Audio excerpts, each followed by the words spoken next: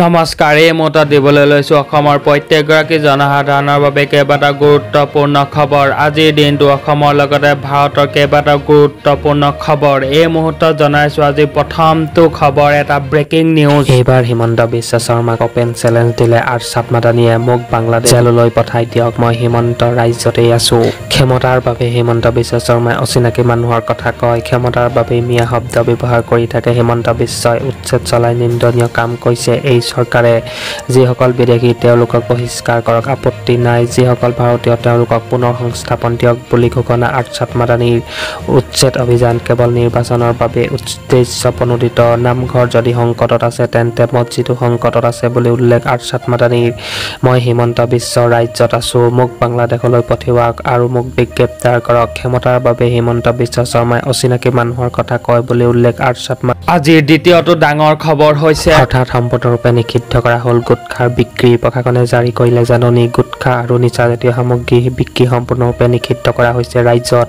দোকানে দোকানে চলিব অভিযান। ৰাজহুৱা স্থানত সেৱন কৰিব নোৱাৰিব ধপাত। জাননী জাৰি কৰি অভিযান আৰম্ভ কৰিলে নগাঁও প্ৰশাসনে। গুটখাৰ বিৰুদ্ধে কঠোৰ নগাঁও জিলা প্ৰশাসন। বিদ্যালয়ৰ সন্মুখত ধপাতজাতীয় সামগ্ৰী বিক্ৰী সম্পূৰ্ণৰূপে নিষিদ্ধ কৰা।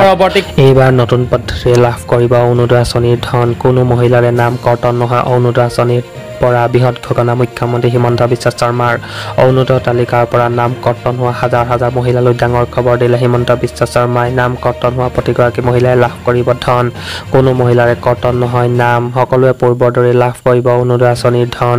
ঘৰতে বহি এতিয়াৰে পৰা নতুনকৈ কৰিব পাৰিব আবেদন। অৰুণোদয়ত নাম কৰ্তন নহয় বুলি ঘোষণা মুখ্যমন্ত্ৰীৰ। কোনো মহিলা যাব নালাগে DC অফিচলৈ। DC ওচৰলৈ নোযোৱাকৈ আবেদন কৰিব পাৰিব অৰুণোদয় আঁচনিৰ বাবে। প্ৰপত্ৰ পূৰণ কৰি প্ৰেৰণ কৰিব লাগিব ALR। পৰৱৰ্তী খবৰ এইবাৰ মাদানীক উভতি ধৰিলে অসম গৰিয়া পৰিষদে। অসমৰ মুছলমানৰ অভিভাৱক নহয় আৰছাদ মাদানী। মাদানীৰ দৰে কোনো জমিয়তৰ লিডাৰৰ অসমত দৰকাৰ নাই বুলি উল্লেখ। মাদানী অসমৰ মুছলমানৰ অভিভাৱক নহয়। মাদানীৰ ওচৰত আবেদন নিবেদন কৰি মুছলমানৰ কোনো ফল নধৰে। কোৰাণতে আছে যি দেশত থাকা সেই দেশৰ ৰজাৰ কথা মানিব লাগে। উদ্দেশ্য প্ৰণোদিতভাৱে বংগমূলীয় মুছলমানৰ কাষত থিয় দিছে মাদানীয়ে। মাদানীক লৈ বিস্ফোৰক মন্তব্য অসম গৰিয়া পৰিষদৰ। মাদানীক শেষ সকিয়নি গৰিয়া পৰিষদৰ সভাপতি আব্দুল হামিদ।